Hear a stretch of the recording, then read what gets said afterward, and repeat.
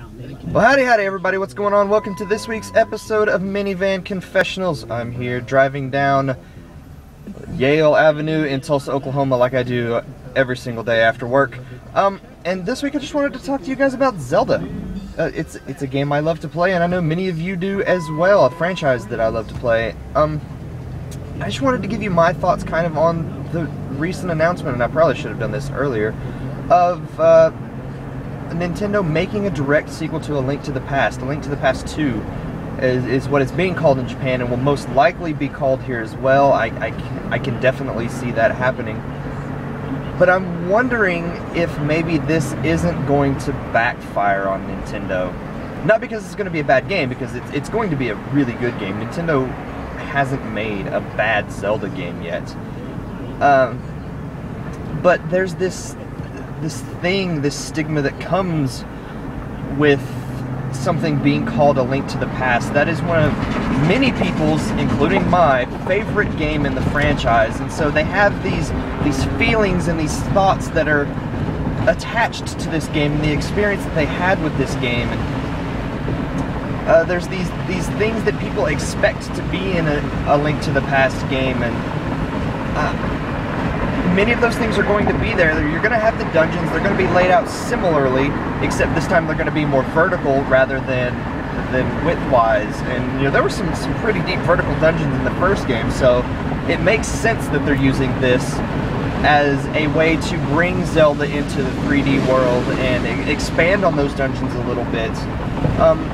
Nintendo hasn't ever really done a direct sequel to a Zelda game, and this is kind of a unique thing. I mean, you've got all these Zelda games that are all set in this sort of similar universe, where you've got all these things that always happen. You've got these reincarnations of Link and Zelda and Ganon and the Triforce and all these things that always occur in a Zelda game, but they're always different. They're not, directly related to each other most of the time. There are some exceptions, like Ocarina of Time and Majora's Mask, which are very close, directly back-to-back in the timelines to each other.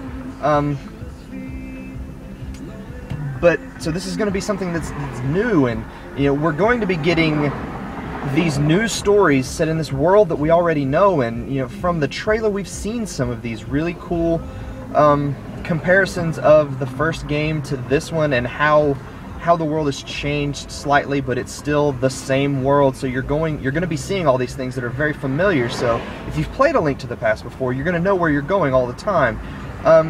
So I'm really, really excited about this game, but I really hope it doesn't backfire on them because of the name.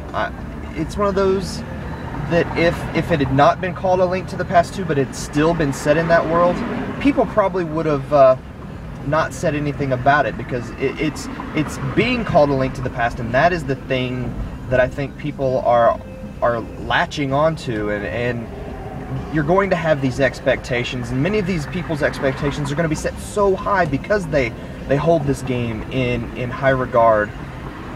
I'm really excited though to see what Nintendo does with this new world and how they fit these new dungeons, if there are new dungeons, into this world that we've already explored, for hours and hours and hours. How exactly do you go someplace that wasn't in the first game when you're still in the same world, if that is even what's going to happen, or if you're going to be just revisiting the same dungeons that have been laid out slightly different. Maybe there's some kind of story thing about how someone has gone in and remodeled these dungeons or whatever, to their liking. But it's just one of those things that I really, really hope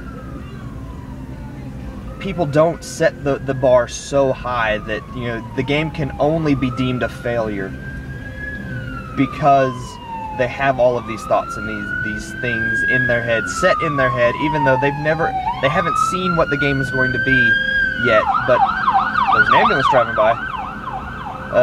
Sorry about that. So I'm really super excited about this game. I've been wanting to play a new game set in that world for a long time. I like the new visual style. I love the fact that they're using that hand-drawn version of Link from the instruction manuals from the NES and the Super Nintendo. So Link's got those big puffy brown bangs. The new mechanic of being able to attach to the wall looks like it's going to be really cool, and it's going to be used in really fun ways. You know, it definitely reminds you of Paper Mario, and that's another franchise that I really enjoy. So I'll be very interested in seeing exactly how you use that mechanic and what new mechanics, what new items they toss into the world this time around that weren't in the game the first time. But I just hope it doesn't backfire on Nintendo. So you guys leave me your thoughts on A Link to the Past 2, what you think the game's going to be like, what you expect from the game. If you think maybe Nintendo is taking a huge risk calling it A Link to the Past 2 and not something different. You can send us emails to mvc@nintendo-okie.com. You can ask me questions. I will answer those directly here while I'm driving down the road on the show. I would love to hear from you guys. I love answering your questions on the regular podcast. I would love to be able to do the same thing here. So send us those emails to mvc@nintendo-okie.com, and I'll talk to you guys later.